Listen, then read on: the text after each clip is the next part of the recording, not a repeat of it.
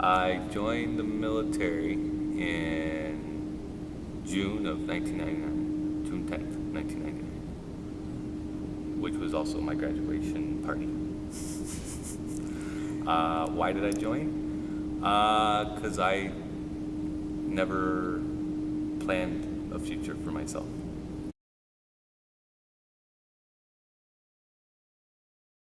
I served with Navy Search and Rescue.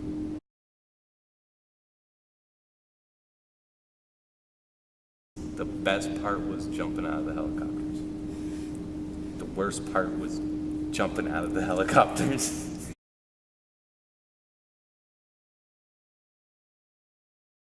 Fun experience.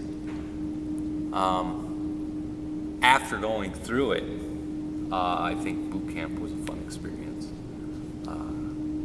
It was a definite different type of challenge in my life. It helped me clean up a bunch of my bad habits forcefully, not by will. I was forced to do it. The hardest time probably was the day that the towers fell and I heard that we were going on high alert, possible deployments, going to war.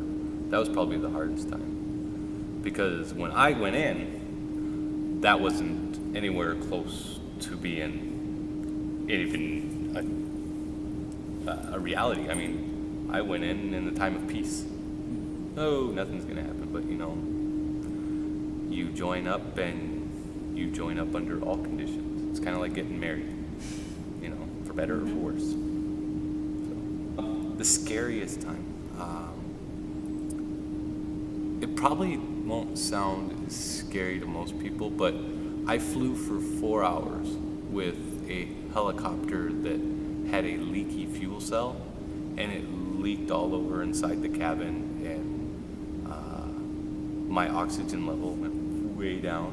So if you ever looked at your hands and they're usually pink, my whole body was speckled white and pink dots everywhere because the oxygen level in my blood was so low, and I was really dizzy. It was scary because my pilots didn't believe me that there was something wrong. And I'm like, well, really, guys, I'm feeling really, really uncomfortable here. I'm kind of feeling sick, and you guys just keep telling me to open up the window. I'm in a helicopter. The window's this big. So, not gonna work. Yeah. So, I had the option of opening up the cabin door and putting on a gunner's belt and sitting at the cabin door, but being as dizzy as I was, I felt like if I opened up the cabin door, I would just, step on out. So, I think that was probably the scariest time.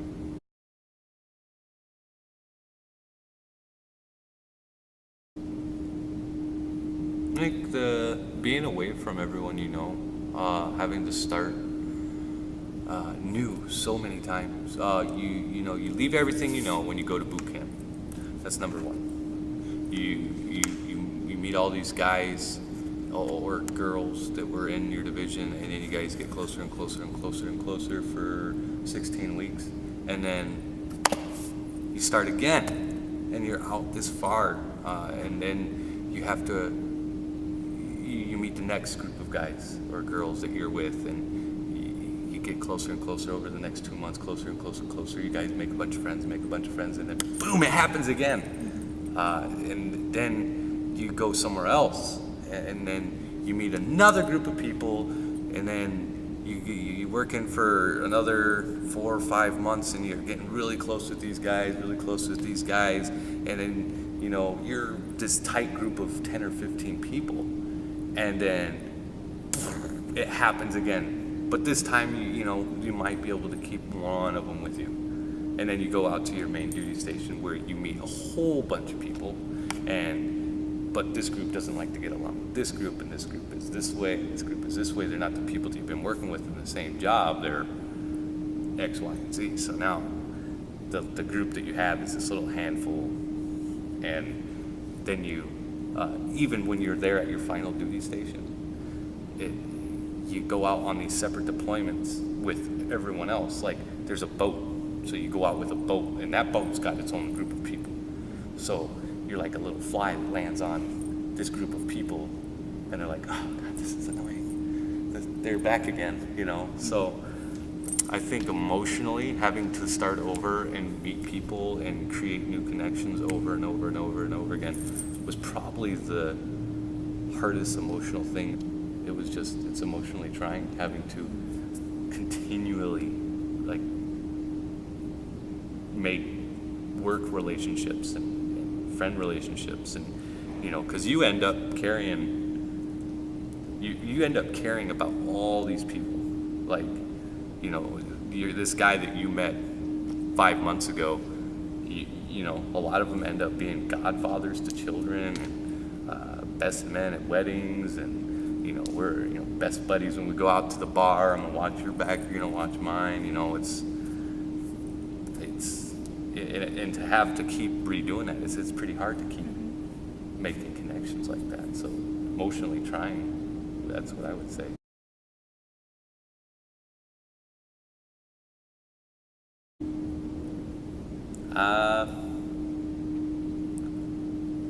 I really didn't do it for anyone else besides myself. I can care less if people appreciate or don't appreciate what I did. I did it, and that's all there is to it. I mean, I may think that what I did wasn't important, or what I did wouldn't have mattered to the whole thing, but you know, other people just, I don't know, a lot of people express their gratitude, and I don't know how to take it. It makes me feel weird. It's like, dude, I chose to do that. That's like, it's like thanking someone for eating and being healthy. I mean, I chose to do it. You know? I didn't do it for recognition. I didn't care. I did it to improve myself. So when you ask me if do you think people around me appreciate it, I'm sure there are, but do I care? No. I try to thank the older guys, like the Vietnam guys and the Iraq guys and, you know, the Korean War guys. I like to thank them because war sucks, period, but their war really sucked. Yeah. So I try to thank them, you know, and it's not even, I'm like, oh, I was in the military too, hey, thanks. No, it's, hey, thanks. I think, and I'll do that with other guys that, you know, are just getting out and saying, hey, I appreciate what you did, blah, blah, blah, and, you know, offer any help that I can. So, I mean,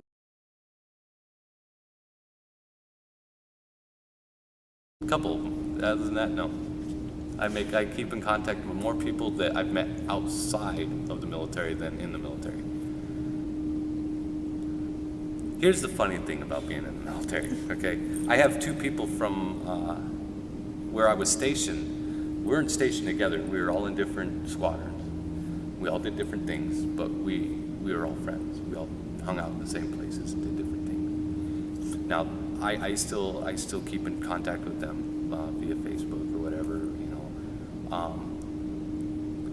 But I find that I make more friends now that I'm out with other veterans that we're in and just hanging out, enjoying each other's company.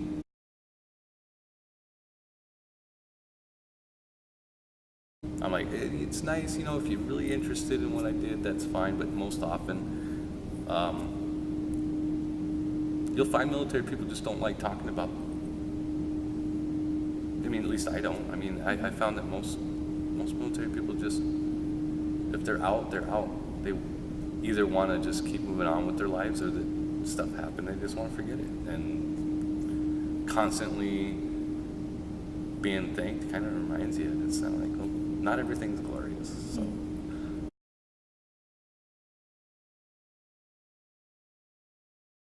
Time management, leadership,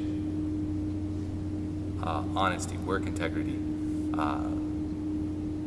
ethics, dependability, independence,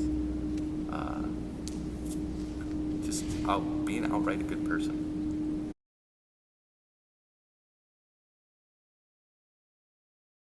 Well, I have the pleasure of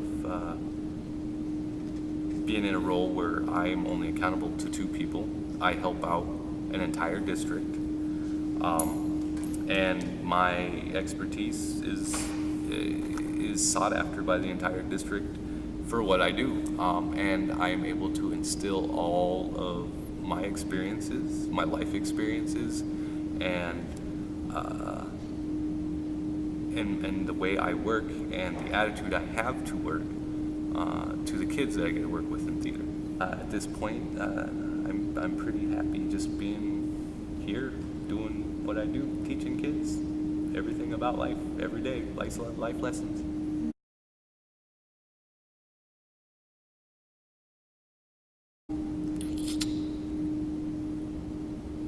I think when it came to the military, the whole thing shaped my life. I mean, I was a punk before I went in. I wasn't rude to people. I didn't care about anyone, anything. I didn't have drive to do anything. So I think the military as a whole kind of made me who I am today. So I think that was probably the special part about it.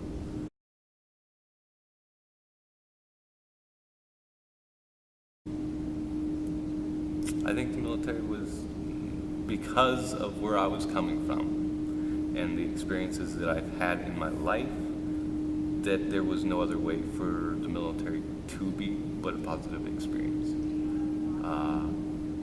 I grew up with nothing, so and that's pretty much family included. So when I went in the military, I got this huge family. I got, I got paid to do it, so I got stuff that I never had before. So it was pretty cool. But yeah, I'd say it was a positive experience. I think it couldn't be in anything else. I mean, you could argue that the military is what you make of it. I mean, because if you go in dreading your decisions and not making the most of it and not pulling every bit of it that you can out, maybe it won't be a good experience for you. But I went in there to better my life, and I did. So I'd say it's a positive experience. This has been Jim. Stay cool.